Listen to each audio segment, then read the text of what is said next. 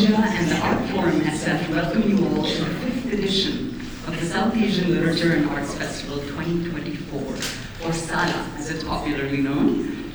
Thank you for coming and being a part of this festival. Before we begin, a huge thank you to all our sponsors who have enabled us to bring this quality of festival to our Bay Area community. Today's panel is in conversation with the Pulitzer poet. The keynote speaker is Vijay Seshadri, in conversation with Shikha Malaviya. So let me introduce Shikha. Shikha Malaviya is an Indian-American poet, writer, and publisher. She's co-founder of the Great Indian Poetry Collective, a mentorship model, press publishing, powerful voices from India and the Indian diaspora. Her poetry has been nominated for the Pushkar Prize and featured in Catamaran, Plume, Prairie Schooner, and other fine publications. A few house rules before we begin our program. Please keep your cell phones on silent, and there is to be no video recording in this room. There will be a 15 minutes Q&A after the discussion, and books by the author will be available for sale, as well as for signing outside in the atrium, just outside here. We'd appreciate it if, when you are on your way out, you would pick up any water bottles and things that you brought in. Thank you in advance.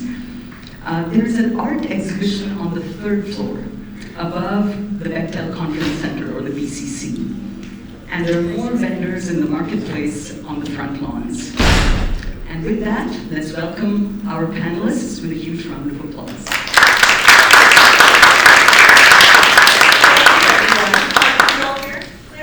Yes? Okay. Well, it's lovely to see so many wonderful writers that I know, whom I call friends here in the audience. And I just want to say it is my absolute pleasure to introduce Vijay Seshadri, a poet, essayist, professor, editor, and literary critic, who has been an inspiration to so many, including myself, in my journey as a South Asian American poet. Vijay has been, among other things, a commercial fisherman in the Pacific Northwest, and a truck driver in San Francisco, which I really hope you'll get to hear more about as to, how you came upon these professions. And because it deviates from the so-called doctor engineer, which we're very used to here in the Bay, right? So as a student of poetry in the 90s, there were barely a handful of South Asian American poets to look up to, and whose books were available. There's Mina Alexander, who's no longer with us, Ritika Wazirani, who passed away too early, A.K. Ramanujan, and then a little later in the landscape, I heard your name. And I believe you're the only poet that we did already who has won the Pulitzer Prize. So you should give him a hand for that. Vijay's body of work includes the poetry collections that are right here at the table, Wild Kingdom, The Long Meadow, which won the James Laughlin Award, 3 sections, this book right here, which won the Pulitzer Prize, and now his latest collection, This Was Now. No, that was now. This is then, right? Correct? So Vijay has received grants and fellowships from the New York Foundation for the Arts, the National Endowment for the Arts, the Guggenheim Memorial Foundation, as well as Columbia University. He is a professor in the undergraduate writing and MFA program at St. Lawrence College. Vijay, welcome to SALA 2024. We are absolutely thrilled to have you.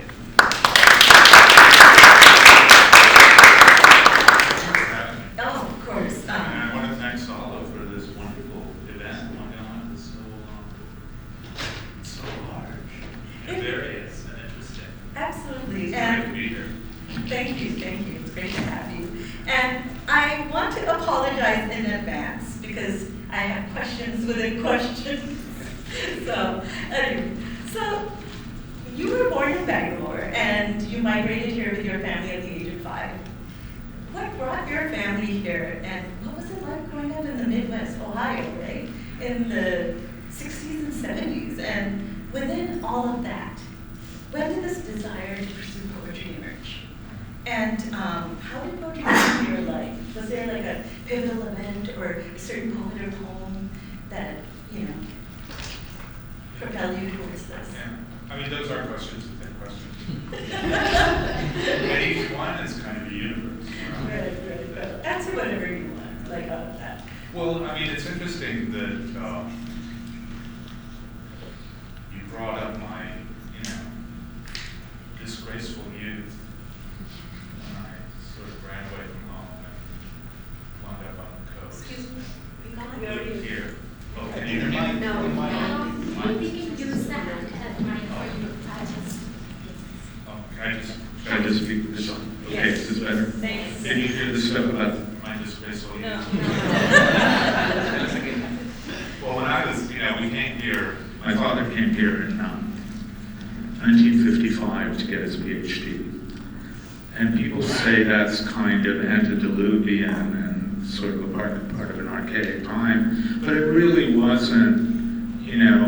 In the mid-century, it was called the brain drain before the immigration laws changed in 1965. And in fact, 1965 is an important moment for most of the people in this room because that's when, Asian immigration really started into, North America and into America specifically.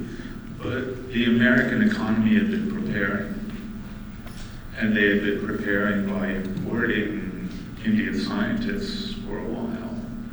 And my father was a part of that first movement. And my father was someone who wanted to get the hell out of India. My mother was very much a part of the Indian Republic in her political sensibility, in her attitude, in her relationship to kind of the normal history of that time. My father was a radical, very much one of those South Indian leftists who had decided he just wanted to be in the world of big science. And he tried to do it once after he got his master's. I'm going on and on about my parents. It's great. But being around a lot of South Asians, I feel like my parents they're sitting on my shoulder. And they're monitoring what I'm saying very carefully. And he was already disgusted with Indian politics then. And he wanted to go to the New World, and he kind of uprooted us. I mean, at that time, no one, there was migration from India mostly to parts of the Commonwealth. Right. In that period, but there was really very little movement from South India, especially from those old communities that my parents came from, into anywhere else. But he went down to the tip of India. He got someone to row him across the little gap between India and Sri Lanka. Wow. And he got on a freighter at Colombo. And he was a vegetarian, strictly Orthodox, so he just ate bread across the seas. And he came to New York, and then he came out here to the University of Oregon and got a PhD. At that time, it had a very good department in physical chemistry. And then in '59, he came back and he brought us here, my mother and me. And so that's how I got here. Right. In the Eisenhower era. And I entered into an America that was tumultuous. It was changing tremendously in the era of the Vietnam War and the civil rights movements and the cities burning. And there was the tremendous crisis of the American South, I think. And then there was also my tremendous crisis of self. And I think that's how you become a poet, getting back to Exactly. That's what I was going to ask. So that must have informed you reflecting on a lot of different things. Sure, yeah. I mean, it was very strange to grow up in that tumultuous time. And at that time, American poetry was it was a very powerful force. Right. And I shared my father's political radicalism, And his need for adventure. I mean, he passed that on to me too. Yeah, based on some of the things that you did, right, I can see that, which we'll be getting into, but your father came here for science, right? And he wanted me to be a scientist. That was my next question, to say that in our immigrant community, like a career in creative writing poetry is considered a very, very unusual one. Like I remember my father saying, "Oh, why don't you go into technical writing? Why do you to go into poetry, like something more practical?" So did you feel the kind of pressure from your parents to, pursue science? Or did they say, "Hey, do whatever you want to do"? No, they wanted me to be a scientist. I mean, they were, to have, come from India and to be in America at that time, if you're a parent, and those of you who are parents would understand this very easily, it involves a lot of fear for your children, right? Because you've introduced them to a society that's radically different than anything you knew, and that's charged racially, socially, and they were very, very concerned, but they were also pretty wise people, I think. And also, I was a very headstrong kid. I mean, I was like not really, I was not in control of myself. I had, tremendous dreams and impulses. And so when I graduated from college when I was 19, when I was 20, and I wanted to be a writer. I had opportunities to go to graduate school in philosophy, but I turned my back on all of that stuff and hitchhiked out to California. Yes. And I wound up here in the Bay Area. This was 1974. All of this land around Stanford that was, orange groves. None of this was developed. It was very different Bay Area, very different peninsula. And so that's how I got here, and I wanted to be a writer, and it's not really, I think, Imtiaz said yesterday, or someone, I think it was him, it's not really a choice, right? Absolutely. It's a compulsion. You can't really resist it. You just make yourself miserable if you try. True, and so I want to ask you, like this, notion of being a writer is often romanticized, that you need to live a life of adventure. So did that inform any of your decisions when you decided to become a commercial fisherman, or when you were driving trucks around California, or? I don't think so, because I knew that all of that stuff occurs in the imagination. I wanted to be a writer, but I also wanted to have adventures. I wanted to have adventures on the ocean. I wanted to have sexual adventure. I wanted to have all that stuff. Oh, the 70s, right? Yeah, it's the 70s. That's the thing. I mean, it's so hard. I mean, it's not necessarily any harder to explain it to a South Asian audience than it would be to explain it to any contemporary audience, because you can't imagine the energy of the American counterculture in the 1960s and into the 70s. I mean, it was just an incredible explosion. And it was so exciting, I mean, it was terrifying, but it was also incredibly exciting to be a part of that utter transformation of the society. So did you know you wanted to be a poet? When you say writer, was it like a specific genre, or did you just feel that compulsion of wanting to be able to write something? No. I had the same contempt for poetry that everybody else did. And, the same,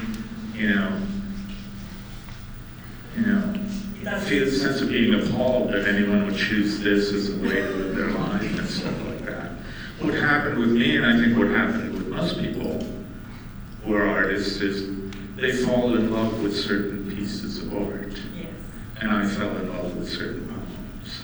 And then, Such as? well, initially, I think the first glimmer was when I was in the 9th grade, and we read Julius Caesar, and Antony's speech over the body of Brutus. This was the noblest Roman of them all. if you remember that speech. You know, it just hit me. At that young age, I thought that was so cool, you know. This was a man, you know, this was the noble. And somehow I caught the cadence, I caught the drift and the movement of language down the page in relationship to the line. Some abstract element in it, some musical element just hit me, and I think that was the initial seed. And then I came across other poets, contemporary poets, and you know, and also poets of the canon like Yeats, and I would encounter those poems, Wallace Stevens. You know, the Peter Quince at the Clavier was an early love of mine. And so I never really thought of myself as a poet. I thought, you know, well, I was going to write novels. That was going to be the idea. And when I came out to the Bay Area, you know, in between having to survive, that's what I was working on. I was working on a piece of fiction that was very modernist and a little too much for me. I should have written a coming-of-age story. So what happened to that? Does it still exist? It's somewhere in my parents' attic. You know, it's probably been eaten by squirrels by now. You know, I haven't seen it in years. But yeah, I came, you know. But I think the deeper thing is like, one of the real pleasures of my life now is to kind of try to find a relationship to South Asia, not just to India, but to Bangladesh, where I go a lot. And to sort of open up that imaginative terrain, which had been closed off for so long for me. And it's a really interesting enterprise, and it's always caused me to sort of, you know, the philosopher Wittgenstein says, you have to put the question marks down deep enough. Right, absolutely. You know, and I think it's really interesting you say that because, you know, having visited and revisited your body of work in this past month, I think people would be surprised to see that, you know, you're a South Asian American poet, but you don't necessarily see India directly in your poems. right. Yeah, which compared to the other poets I mentioned in our introduction, when you read their poems, India is right in your face. Whereas in yours, it's more about the environment that you're in, and it's more self-reflective, it's about the self. Right? And I think that's really interesting, and I guess one of the questions I do have, but I'd love for you to read a poem as well so everyone can get an idea, is that, was this a conscious choice of yours to not write directly about the culture you come from or your identity as an Indian? Yeah. American. You know, when I started writing poetry, I'd already been here, you know, a long time. And my models were pre-identitarian. They weren't really, poetry wasn't about identity politics in those days. Identity politics is a very late blooming phenomenon in American literature. You know. But, you know, the question you ask, you know, I have an interesting story about that. It involves Shashi Tharoor, if you guys want to hear it. You know. When Wild Kingdom, my first book, came out, I'll show it to you. I really like the cover. Shashi Tharoor was at the UN, and he was a novelist, and he'd written the great Indian novel, which is sort of a take on the Mahabharata. And I was working as an editor at the New Yorker, and we were both asked to give a reading for a group called the Network of Young Indian Professionals. And the Network of Young Indian Professionals was basically a pickup scene. You know, that like these, you know, young. Sorry, can you turn that? Oh, turn this on. Oh my God, this is. Okay. Oh, brilliant. So did you hear anything I said? Yeah. Anyway, Shashi Tharoor and I were asked to read, and it was like this big venue on Park Avenue, and there was a huge number of people, and obviously, you know, they were going to have a party afterwards and try to connect and hook up. But before that, because they were from an immigrant community, they felt that they had to have some sort of serious, ponderous cultural event. Right. They invited the two of us to read, and I'd never met him before, and that was when I met him.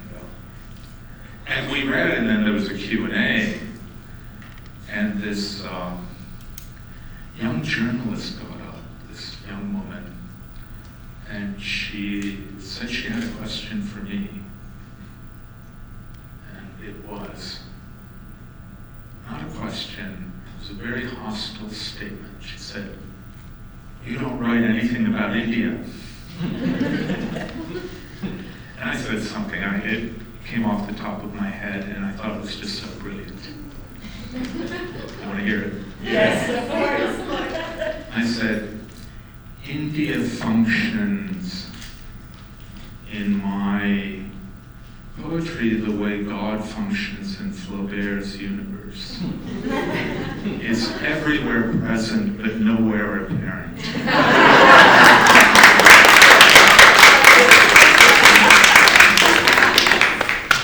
She looked at me and she didn't have anything to say. But I think it's true too, that in some sense, like what is identity, right? And what is the crisis of the self that causes people to become artists, to become poets? It has less to do with substance, my writing about Sri Venkateshwara, or, sitting under a guava tree waiting for the guava to drop in my, that's kind of, Right. but, some sort of deep structural element. That's what I mean by kind of putting the question mark down deep enough in the way you sort of think about what you are as a poet. And I think that sort of, that crisis of the self is a migrant crisis, an immigrant crisis. It might or might not be a racial crisis or a gender crisis, but it's always an existential crisis. Absolutely. And it's one that anybody who exists as a human on the planet, feels in some way or other. I'm glad you mentioned this. Yesterday I heard a panel in which somebody had remarked that in order to be a writer, you have to be an unhappy person. So I don't like the word unhappy, but definitely there has to be a crisis of some sort, right? Yeah. And usually it is a crisis of the self. Yeah, I mean crisis, I don't mean crisis in a negative sense. Yes. I mean, A.K. Ramanujan, whose work if you don't know, you should know it, is a wonderful, wonderful literary critic and also a translator, great translator of Kannada and Tamil poetry. And a serious thinker about the Indian epics. And he has this wonderful metaphor that he gets from crystallography, that new stories in the epic tradition form along fault lines in the old stories. Now, in the way that new crystals form along fault lines in the old, in old crystals, that's how crystals grow, and that's how stories grow in the Indian epics. And I guess that's what I mean by crisis, that somehow the imagination has to go to work along these sort of fault lines that are experienced, simply in the act of being human and living. And if those fault lines are large enough, they kind of create what I would call, a crisis of the self. That's such a beautiful way of putting it. And I think of palimpsest, right? Like, one thing over the other and all these layers and, what's under each layer, how did each layer build on top of another?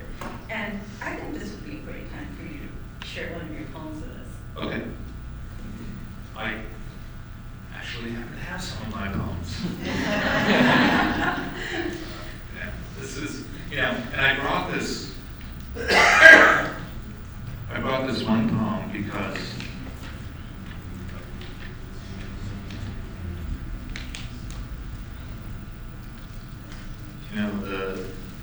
it illustrates in some way the fact of the crisis of the self, which I kind of construe racially and in terms of South Asian immigration, but as I said, can be construed existentially, psychologically, in terms of gender, you know. Those things, all of those things are accidental, right? They're not really essential, but they're the accidents that lead us somehow to the essential. And you know, and I realized that a lot of my, looking back over my work, you know, I've reached this incredible, decrepit old age where all I have left is, you know, all I can do is just look back. All I have left is my past, and this ghost haunting my own past. And so I've been looking back. That's why I'm so interested in India, because I've been looking all the way back. And to Bangalore when I was very small, and you know, and seeing how rich that initial impetus was, you know. And then I've been kind of thinking about the way in which my poems are written. There's always a sort of torque and a break in the poems that I have to reconfigure in order again. And this is a poem that's autobiographical, and autobiographical in relationship to the question you asked, Shikha, about, you know, my misspent youth. And, you know, but it's also kind of a poem that's very alive in terms of my recognition that I'm never going to put it together. You know, never going to put the elements of myself together. That in some sense, you know, maturity for me means understanding that there's this one thing here and one thing there, and the idea of making a coherent self is probably childish and probably kind of ethically suspect, that you have to learn to live with your own essential contradictions and schizoid nature, and that has to take off form. I mean, I'm saying a lot, I should read my poem. Well, you can't want to put it together because then the game is over. Why would you want to solve it, right? Right. You want to keep on pondering, right? Right. Yeah. But you don't want to suffer anymore. Anyway, this poem is called The Estuary, and it draws on my early experience on this coast. The estuary. The brown bear living near the estuary and wading out when the tide swells and the salmon run, during the days of the dwindling salmon runs, and slapping with his big right paw a hook-nosed fish, whipsawing inland to spawn. The ambidextrous bear, furred like the forest from which he emerged, waddling into the unteachable waters to swat the salmon out the fast-running tide, and catch the red salmon in his mouth, and toss and juggle the sockeye salmon, thrashing and drowning in the air. And when he's expressed himself completely, he catches with his jaw the self that swam 10,000 miles to the estuary, and daintily, mincingly, with one paw grasping the caudal fin and the other the head, eats that salmon as if he were we, and the fish an ear of boiled corn. That bear is a bear about whom rich and complicated feelings can be felt. That is a bear from whom ideas about the state of nature can be derived. Cruelty is the wrong word to describe the pleasure he gets from playing with his lunch. Play and life are the same thing to him. Art and life, life and death. Creation impinging on a consciousness clear and crystalline. Pinpoint revelatory explosions unsoiled by words, unbesmirched. Creation clambering out of the waters, shaking itself off. Creation surrounding itself with itself. Stay down on the pavement where you just fell in a heap like a bag of laundry. Just stay there. Move even a little and you might damage something else. You've already done plenty of damage. Stay down, supine, stay down, and let the giant buildings loom over you, Let them in their abstract imperium stun you with their indifference. Wasn't that the reason you built them in the first place? Stay down and ask yourself, could I be the bear in this fable? Could I be the fish? Could I be whoever is imagining all this?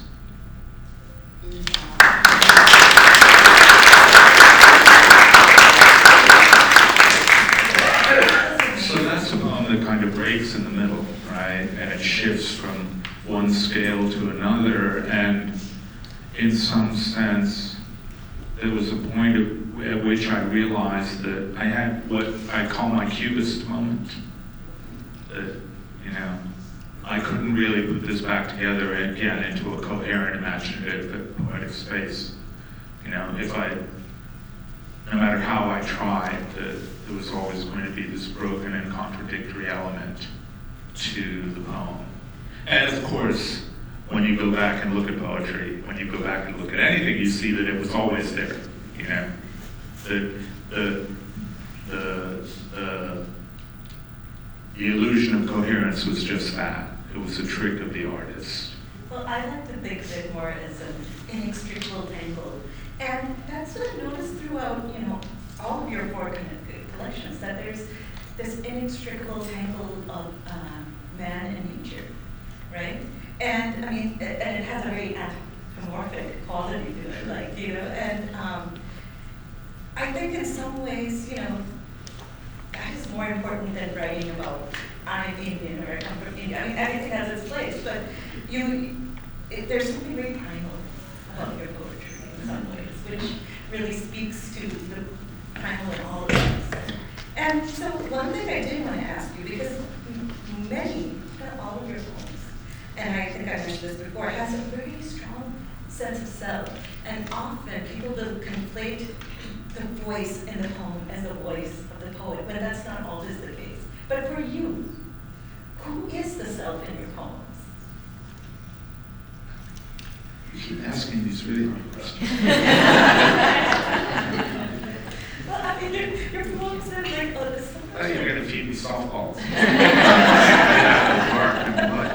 What is this? Oh my God. Oh, shoot. Well, you're right. I mean, you're a poet and I'm a poet.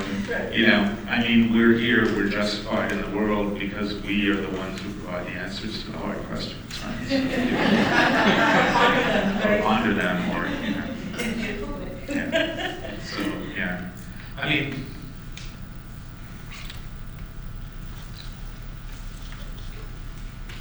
I could talk about Kierkegaard, but I won't. But there is a point at which he says something crazy like the self is the relation of the self to itself, or it is that in the relation which is relatable, or I can't remember it anymore. It's at the beginning of The Sickness Unto Death, or it's at the beginning of Fear and Trembling, I think. Or maybe it's The Sickness Unto Death.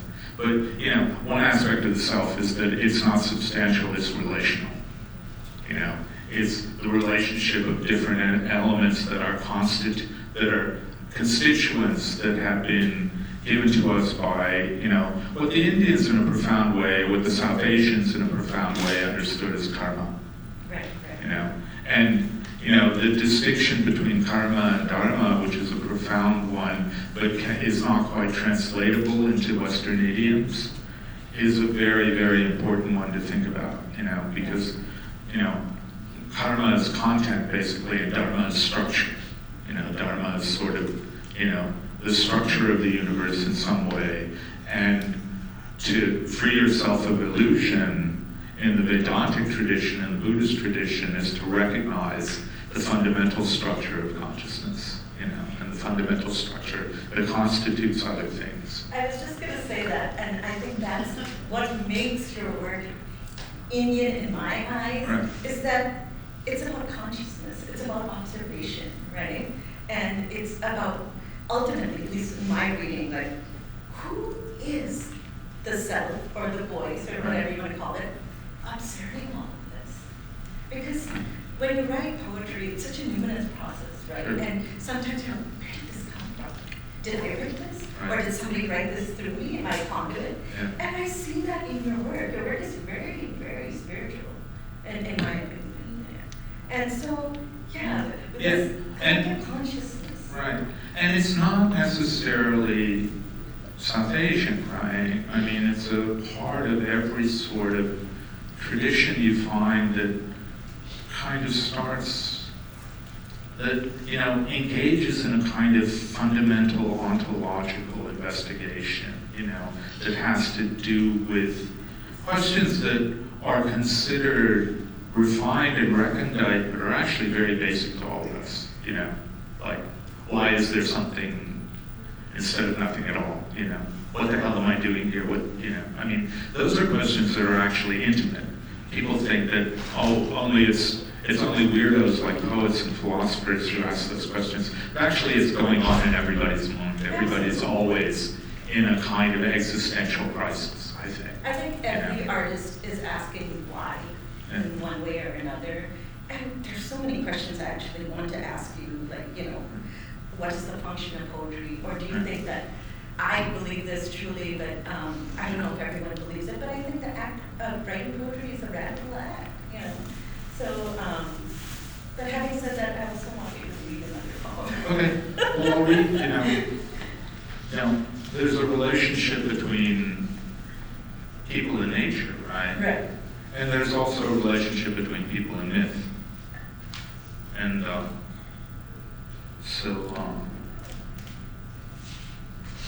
I'll read, this is a piece of appropriation, and I'm not ashamed of it. I'm not ashamed of the fact that, you know, I stole from a tradition, and I want it to be acknowledged that I stole from this tradition, even though it is from the South Asian tradition. And people would kind of give me a pass because I was born in India, but I was very consciously appropriating. And I was very consciously appropriating and mangling and distorting an episode from the Mahabharata, one that occurs at the very end of the poem. And you know, most of you will recognize this event, and if you don't, you should be ashamed of yourself. The Long Meadow. Near the end of one of the old poems, the sun of righteousness, the source of virtue and civility, on whose back the kingdom is carried, as on the back of the tortoise the earth is carried, passes into the next world. The wood is dark, the wood is dark, and on the other side of the wood the sea is shallow, warm, endless. In and around it there is no thread of life.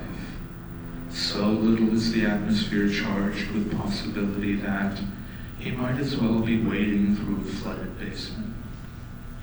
He wades for what seems like forever, and never stops to rest in the shade of the middle rain trees, springing out of the water at fixed intervals. Time, though endless, is also short. So he wades on, until he walks out of the sea and into the mountains, where he burns on the windward slopes and freezes in the valleys. After unendurable struggles, he finally arrives at the celestial realm. The god waits there for him. The god invites him to enter. But looking through the glowing portal, he sees on that happy plain not those he thinks wait eagerly for him, his beloved, his brothers, his companions in war and exile, all long since dead and gone. But, sitting pretty and enjoying the gorgeous sunset, his cousin and bitter enemy, the cause of that war, that exile, whose arrogance and vicious indolence plunged the world into grief. The god informs him that yes, those he loved have been carried down the river of fire. Their thirst for justice offended the cosmic powers. who are jealous of justice. In their place in the celestial realm, called Alaukika in the ancient texts, the breaker of faith is now glorified. He, at least, acted in keeping with his nature. Who has not felt a little of the despair the Son of Righteousness now feels, staring wildly around him? The God watches, not without compassion and a certain wonder. This is the final illusion, the one to which all the others lead. He has to pierce through it himself, without divine assistance. He will take a long time about it, with only his dog to keep him company. The mongrel dog, celebrated down the millennia, who has waited with him, shivered and burned with him, and never abandoned him to his loneliness. That dog bears a slight resemblance to my dog, a skinny, restless, needy, overprotective mutt who was rescued from a crack house by Suzanne.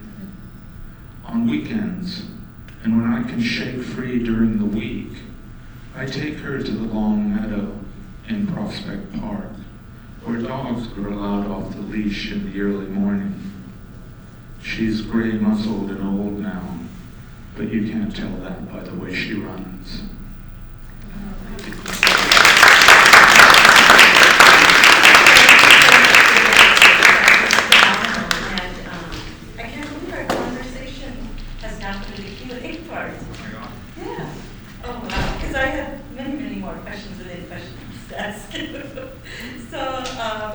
I guess we should take questions now. Yeah, I'd love to hear. We'd love to hear from the audience. Anybody? Yes.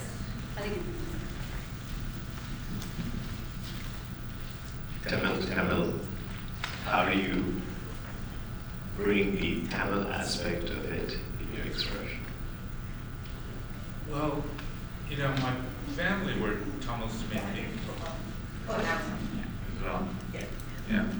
My family were Tamil-speaking Vaishnavites in Bangalore, and the language I'm closest to is Kannada, for some reason, because they would speak, my mother and father would speak a mixture of Kannada and Tamil to each other, and my father mostly spoke Kannada because his allegiances were to the people, and my mother's allegiances were to her family. And so they would curse each other in different languages.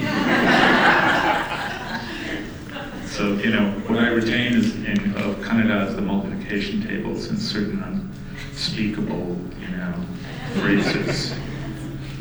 And so I don't think,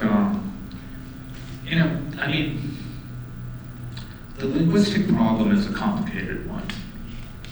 I really do feel that I was sufficiently immersed in different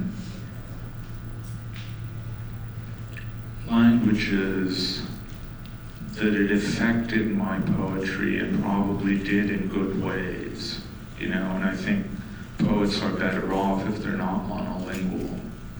But I don't know if I could characterize that or understand it, And it's interesting in South Indian languages. The language I learned the Indic languages I learned as an adult were Urdu and Hindi. And I'd taken a year of Sanskrit also. And then I got very interested in the history of Islam in India. And I went and lived in Lahore for a while and read a lot of Urdu poetry, especially in the classical tradition. And this was in the late 80s and early 90s. And those are the only Indic languages that I'm actually literate in. So I can't read Kannada. I have domestic Kannada, kitchen Kannada, and the Tamil, which was even smaller, has now dwindled to the point of disappearance. And I can't expand my Kannada, unfortunately, because I am illiterate, you know. And It's so funny that I grew up in Minnesota, and you know they had this Indian Sunday school, and there was nobody teaching Hindi. The only language they were teaching was Kannada. So the first Indian letters I learned to write were in Kannada. well, But I don't remember it anymore. But it's so strange. That's the first alphabet I learned. Yeah, Indian alphabet I learned. Yeah. But thank you. Thank you. And yes, I think we have quite a few more questions. So I'm from Bangalore and I speak Kannada. It's been a pleasure listening to your points and being excited. I have a general comment, a very interesting understanding from you, what you feel about it. All of us grew up reading poetry, which in its classic form, where Shakespeare, as you were citing, has a meter, and ghazals have their own meter, and Japanese poetry has its own meter. In modern times, a lot of it has evolved to more of free-flowing poems. I'm curious to know, do you think it's just poetry or art evolving itself into this form? Or do you think that we have evolved to something which is now gone outside the scope of poem and become something like prosaic poetry or something like that? Or do you think it's a natural progression of how poems should or are moving forward in its expression? yeah. I mean, I think it's all, those questions should be approached from the point of view of history and the history of languages. You know, if you look at, say, traditions that have strong quantitative meters, and the Persian and the Urdu traditions are like that in some sense there's a kind of dynamic musicality to quantitative meters. You know, with English, what you had was what is called accentual syllabic meters, which evolved very naturally into conversation. And that's why English poetry and American poetry evolved very naturally from metrical norms to norms that free themselves of metrical norms. And Shakespeare is a classic example, right? Because he is conversational, right? He's writing in meter, he's writing a kind of musical language, but it's very, very close to actual speech. It mimics actual speech. It has a mimetic relationship to the way people actually talk. And so that flexibility allowed poetry to evolve in interesting ways. I mean, you know, we're very, very honored to have Salima Hashmi here. You know.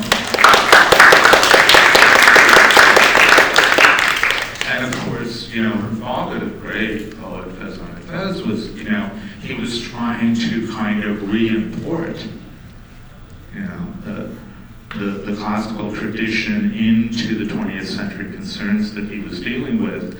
And that's always been a problem with the Indian metrical tradition and the South Asian, the Pakistani and the Bangladeshi metrical traditions, that, you know, how do you maintain that kind of metrical continuity? And in those situations, it really takes a poet of genius to manage to do it. You know, if you look at other Urdu poets of the same period as Fezan Fez, like Miraji or Nunmin Rashid, who were writing essentially free verse, you know, somehow the classical tradition was sort of closed off to them. You know, it remained open, interestingly enough, in Bollywood, you know, with Sair Ludhianvi and, you know, and Ghazal kind of kept alive, it was kept alive basically by Bollywood, but, you know, that kind of metrical break didn't really happen in English. English evolved very nicely from, you know,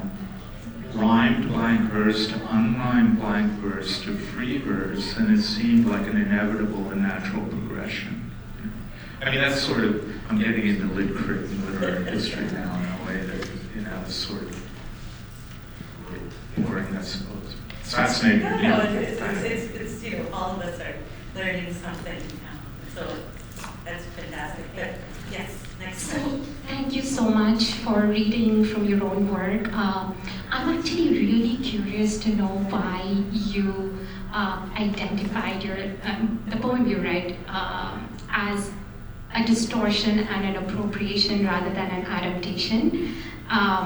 Because I'm very curious to know, because you talked about your positionality as an Indian American, but I wonder if you chose to see it as distortion and appropriation, because, yeah. There are two words there, right? Distortion, it definitely was, because that's not the way that Yudhishthira's story works itself out in the Mahabharata. And a lot of that stuff is invented, right?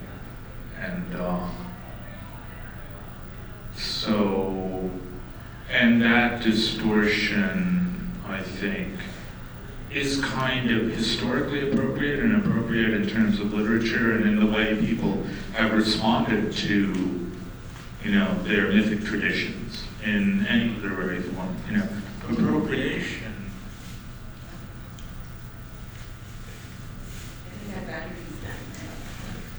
Okay. It's appropriation in the sense that I had a very conscious sort of awareness when I wrote that poem that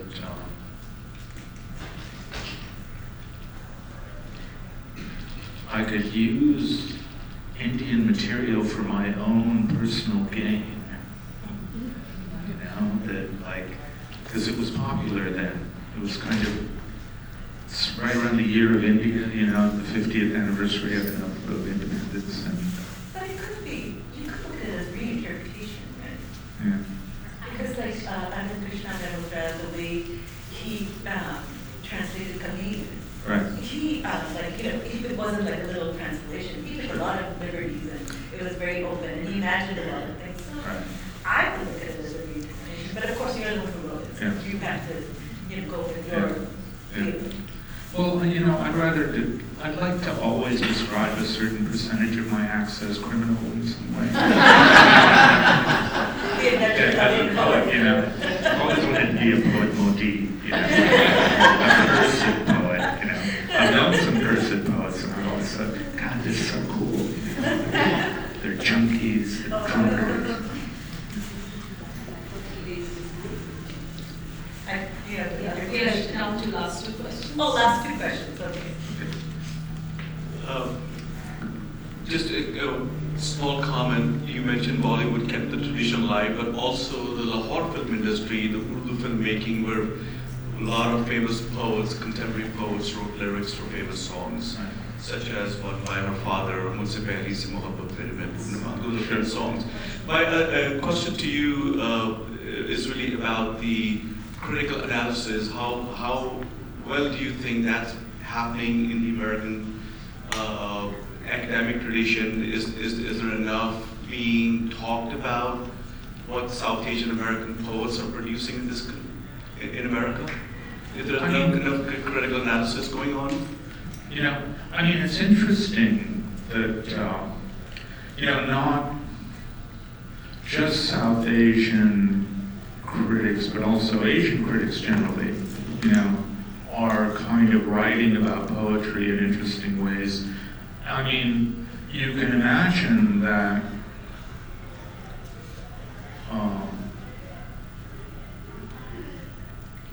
we produced, the Asians generally, and interestingly, it wasn't just that I was the first South Asian to win a Pulitzer Prize. I was the first Asian. No Asian or Asian American had ever won a Pulitzer Prize in poetry, and almost no one in any of the other genres, which shocked me when I first heard it. And but while we might not have, conquered the battlements of the publishing world, we have produced some very interesting young critics, who are academics and, so. friends, I guess, told them, well, if you want to be a poet, I think you should get a PhD first. And they said, okay. And then, so there's some good Asian, there's some really good, interesting, critical thinking, But it's always, unfortunately, stubbing its toe on identity politics, And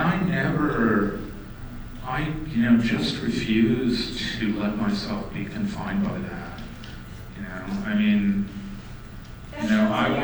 want to be judged by the standards that people judge Wallace Stevens or Sylvia Plath. Those are the people who influenced me, those are the poets I think are great, and they were the people I aspired to and still aspire to, To be ghettoized is something that's just, the worst fate that could happen to me as far as I'm concerned. And I think that's where the shift is, which I think is really amazing, is that, people who identify as South Asian poets want to write about South Asia or, explore what that means, that's great, but then people can also learn from poets like you that you can look within the self and you can look at your environment and you can talk about that. It doesn't necessarily have to be all just about culture. Yeah. Well, no, It's got to be obvious in your case. I think all of identity politics is a response to a certain kind of political oppression, right? And people have to reconstitute themselves. The deep question that has never been really addressed is, what does that have to do with art or with thinking or with science or any of those things? Those are independent. And what does it have to do with the soul? You think about, just an example from, the ridiculous political climate we're in, Haitian migrants eating dogs and cats. It's just so appalling, and what does it matter if they're Haitians, what they have are immortal souls that are connected to, infinity and eternity, and it's so dreadful that we have to we have to be poisoned by this discourse. It just drives me nuts. This next month is going to be horrible. It's going to be awful. I think we have one last question and then we have to wrap it up. Hi, my name is Monica. It's an honor to be in the same room as you and Salima Hashimiji. Such a pleasure to listen to you reading from your work. My question to you is that I heard you in one of your readings that was posted online, where you said that the purpose of thinking in poetry is to get to emotion. And I was wondering whether you're talking about your approach to poetry, which has changed, because we are talking about the pressure of bringing culture or identity into poetry. But if the purpose is to get to emotion, it can come from anywhere, any place. And I would love to know how you approach your poetry and if it has changed. Thank you. Yeah, I think for a long, long time, I knew that feeling was a part of poetry and an essential part, but I never valorized it in relationship to the other things that poetry does, representing images, creating action on the page, creating energy and movement. And I think just as I've gotten older, and had more and more experience, to make that human connection that can only be made through feeling seems to be, for me, the heart of writing in some sense. And this goes back to sort of issues having to do with my genesis as a poet, because I came of age in a period where we had the models of the great modernist masters, who were concerned with these tremendous adventures of form, these tremendous modern transformations of form, the form of literature itself, which was an intellectual enterprise. So there was always a kind of move in my writing life towards abstraction, towards a degree of intellectual complexity. And And it was only later that I realized, well, you know, as far as I'm concerned, it's really feeling I care about. That's a great question. Thank you. So, anyway, thanks a lot. Yeah.